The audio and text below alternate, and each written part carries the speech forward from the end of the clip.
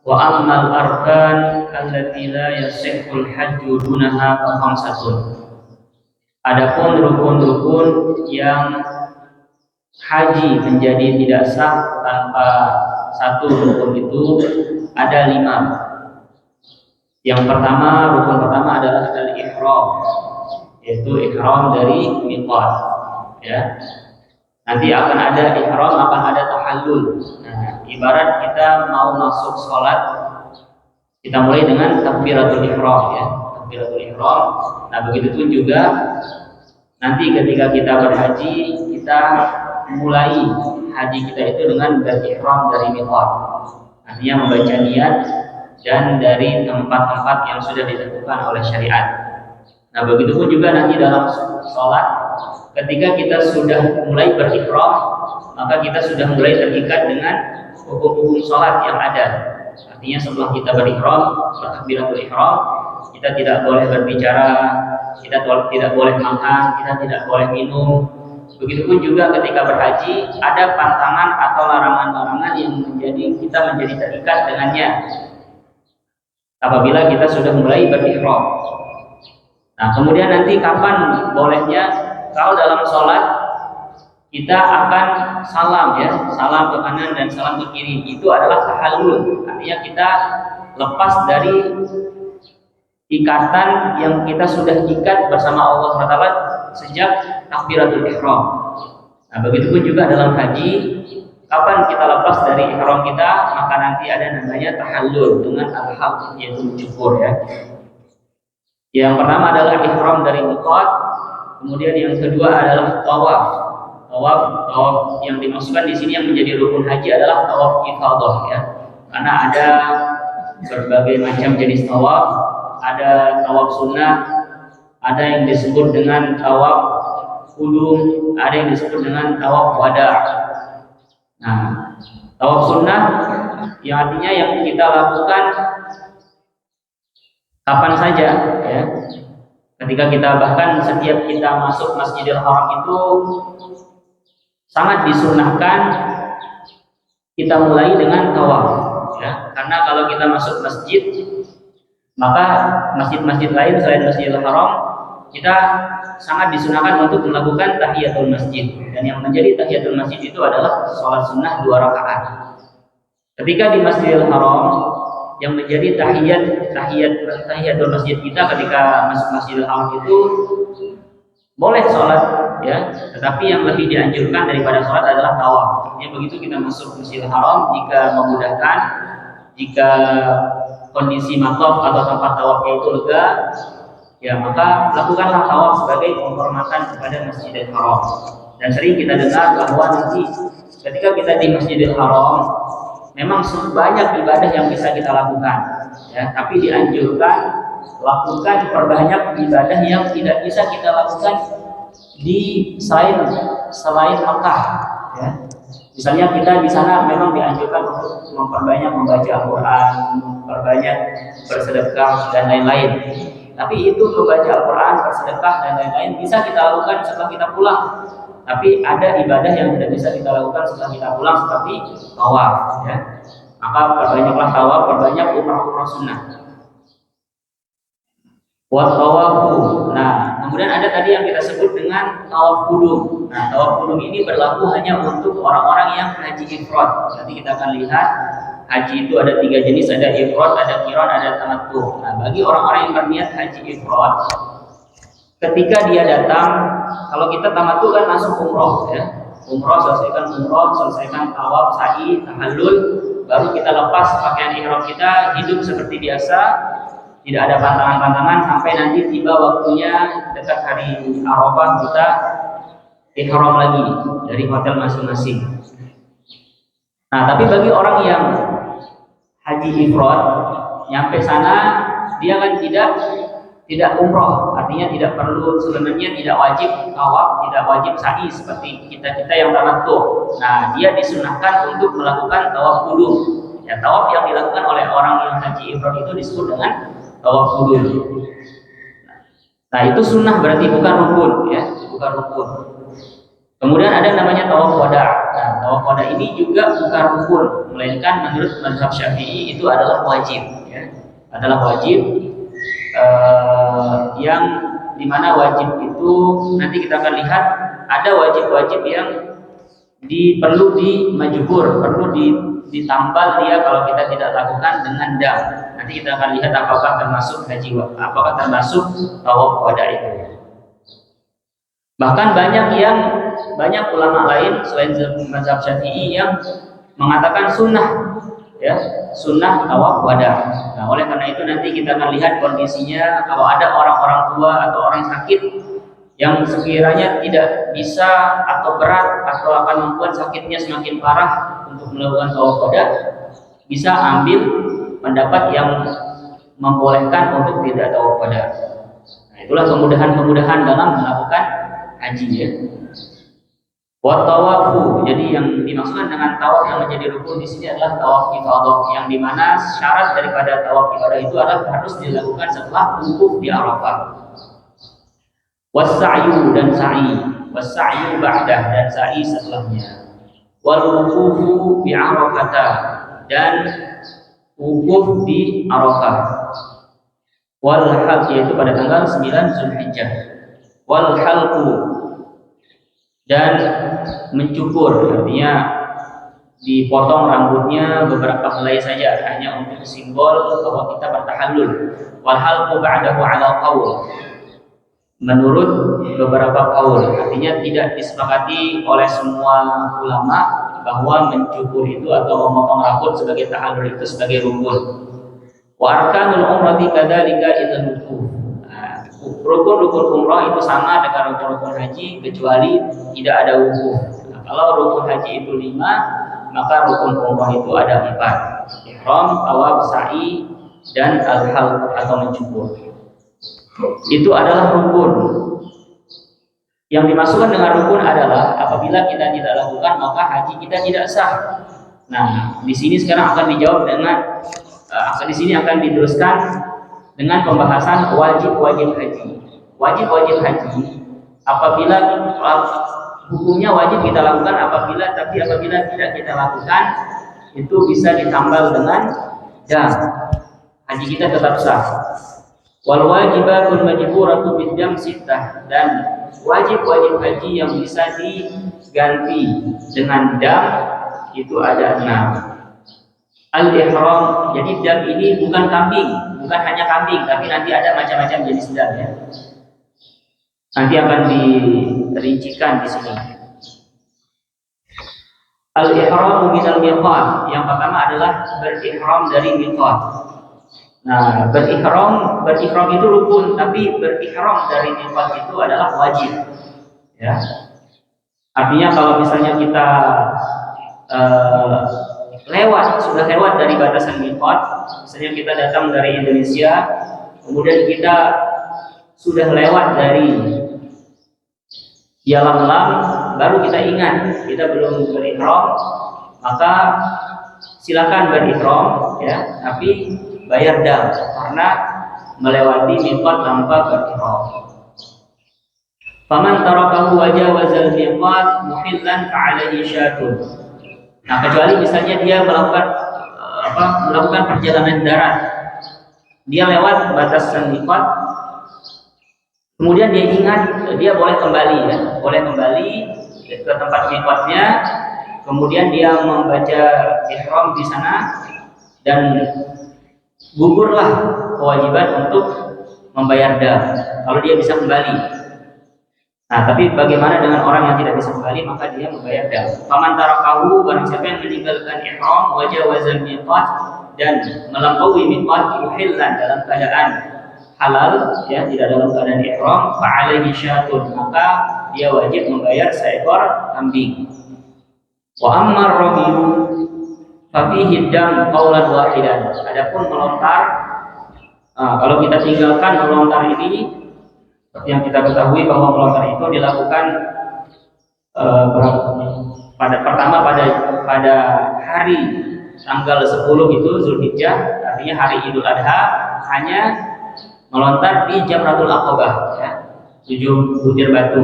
Kemudian baru besoknya pada tanggal 11 pada masing-masing ula, wusta, dan akobah masing-masing 7 butir. Berarti dipersiapkan 21 batu untuk hari itu. Ya, intinya kita di Musdalifah itu ketika mabit di Musdalifah sambil memungut batu berapa? 70 ya, 70 yang nanti total akan digunakan untuk 3 hari tasyrik. Hari tasyrik 21 kali 3 berapa? 63 ditambah sama Jamratul Aqabah yang tanggal 10 7 berarti 70. Nah, biasanya nanti sama maktab kita itu sudah disediakan, sudah dibungkuskan dengan kertas, dengan kantongan bagus, itu dibagi-bagikan pada jemaah haji. Tapi kalau mau buat sendiri juga bisa. Misalnya nanti tidak kebagian gitu ya. Nah, nanti kalau misalnya tidak melontar jumroh pada hari-hari yang diharuskan, tapi hidam qaulan wahidan, maka di situ disepakati bahwa harus membayar dam. Wa amma sabru bi arafata ila ghurubi syamsi, adapun bersabar duduk di Arafah sampai terbenam matahari. Nah, jadi di Arafah itu sebenarnya yang menjadi rukun adalah kita datang ke Arafah jadi Arafah itu nanti akan digaris-gariskan. Nanti harus diperhatikan sama jamaah haji ya. Batas-batasan Arafah nanti sudah digaris-gariskan. Nah, jadi kita harus pastikan kita itu masuk ke dalam batasan Arafah itu. Nah, dan masuknya kita di batasan Arafah itu sebenarnya ditentukan rukunnya adalah walau lahzah, sekalipun hanya sekejap mata. Dimulai dari tergelincir matahari, artinya zuhur, dari waktu zuhur sampai terbenam matahari ya. Kita artinya masuk ke wilayah Arafah itu walaupun hanya sekejap mata saja, walau lahzah. Tetapi itu yang rukun ya. Tapi yang biasa kita lakukan adalah mulai dari kita akan standby sebelum zuhur, kemudian menunggu di sana. Namanya wukuf itu kan artinya adalah menunggu, artinya diam di sana, berdiam di Arafah sampai terbenam matahari. Barulah setelah selesai terbenam matahari, baru kita berangkat ke Musdalifah. Tapi di sini dikatakan amma sabru bi Arafah ila ghurubi syamsi, adapun berdiam diri di Arafah sampai terbenam matahari, wal mabit di Musdalifah, dan mabit di Musdalifah, wal mabitu di Mina, dan mabit di Mina. Arti mabit adalah menginap, wa tawaful wada', dan tawaf wada'. Fa hadhil arba'ah yujbar tarkuha biddam ala ahadil qaulain. Nah, jadi 4 perkara ini, yang pertama adalah diam di Arafah sampai menunggu terbenam matahari. Itu pertama. Kedua, mabit di Musdalifah. Ketiga, mabit di Mina. Dan keempat, tawaf wada. Nah, ini apa statusnya? 4 hal ini adalah hal yang diperselisihkan tentang perlu atau tidaknya bayar dam. Berbeda dengan melontar jumrah tadi ya. Kalau melontar jumrah itu disepakati oleh semua ulama bahwa apabila kita meninggalkan melontar jumrah pada hari tasyrik 11, tanggal 11 atau tanggal 12, maka wajib, disepakati oleh para ulama, wajib untuk dibayarkan dam. Tetapi kalau 4 perkara ini, yaitu menunggu di Arafah sampai terbenam matahari, mabit di Musdalifah, mabit di Mina, dan tawaf wada, ini ada perbedaan pendapat. Apakah orang-orang yang meninggalkannya harus membayar dam? Wa fil qauli tsani fi hadam ala wajhil istihbab. Ya. Pendapat pertama mengatakan wajib membayar dam bagi orang yang meninggalkan salah satu daripada 4 perkara ini. Pendapat kedua, dia membayar dam, tapi membayar damnya itu ala wajhil istihbab, sunnah, bukan wajib. Nah, itu adalah hal-hal yang wajib ya. Berarti kita sudah mengetahui apa saja rukun-rukun umroh dan apa saja rukun-rukun haji dan apa saja kewajiban haji. Perbedaannya, kalau rukun tidak bisa diganti dengan dam, tidak kita lakukan, tertinggal satu rukun, maka tidak sah haji kita. Sedangkan kalau wajib itu apabila ditinggalkan bisa tergantikan dengan dam. Wa amma wujuhu ada haji wal umrah fasalatah. Adapun tata cara menunaikan haji dan umrah haji dan umroh diurut. Bagaimana cara pengurutannya itu? Ada 3 macam. Ya, intinya di sini apakah akan mengerjakan haji terlebih dahulu baru umroh, ataukah mengerjakannya secara bersamaan, ataukah mengerjakan umroh dulu baru haji. Kalau mengerjakan haji dulu baru umroh, maka ini al-awwalu al-ifrad, yang itu adalah jenis haji pertama yang disebut dengan haji ifrad, wa huwal afdal. Itulah haji yang paling afdal. Wa dzalika an yuqaddimal hajja wahdahu, yaitu dengan mendahulukan haji sendirian. Ya, manca tuh gawe haji mesa-mesaan dulu. Fa idza faragha kharaja ila al-hilli. Apabila sudah selesai melakukan haji, maka dia keluar ke tanah halal, ya. Seperti yang kita tahu kemarin di Mekah itu ada batasan-batasan tanah haramnya. Sudah ada tanda-tandanya di sana. Yang tidak boleh dimasuki oleh orang-orang muslim nanti. Kemudian apabila kita masuki tanah haram tersebut, kita tidak boleh berburu, kita tidak boleh menebang pohon secara sembarangan, ya. Nah, kalau kita sudah selesai dengan haji ifrad, maka barulah kita keluar ke tanah halal.